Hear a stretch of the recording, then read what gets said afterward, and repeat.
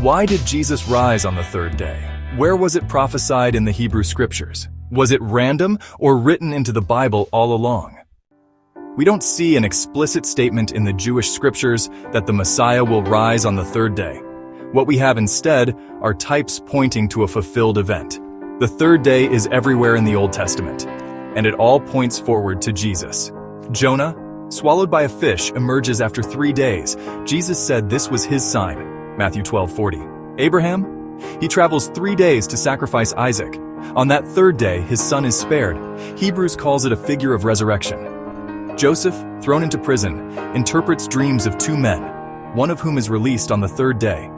Later, in Genesis 41, he's pulled from the pit, washed, clothed, and glorified before Pharaoh. A stunning image of Jesus rising and ascending to glory. This happens to Joseph in his 3rd year of prison. Sinai, God comes down on the 3rd day in fire, revealing himself, just like Christ rises in power and reveals his power and glory. Hezekiah is healed on the 3rd day and enters the temple. Jesus enters the heavenly temple after resurrection. Esther, she intercedes on the 3rd day to save her people, just like Jesus, our risen intercessor.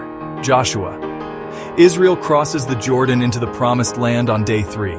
Jesus leads us to eternal life. Creation in Genesis 1. Plants are brought forth from the ground on the 3rd day. Plants are always seen as a sign of new birth. And Hosea 6:2, on the 3rd day, he will raise us up. Jesus fulfills the mission and people of Israel throughout the Bible. And here we see Israel saying they will be raised on the 3rd day. Early Christians said, that's Easter morning. From pits to palaces, from sickness to glory, God always moves on the 3rd day. And in Jesus, it's the day death died. Like and follow for more biblical insights.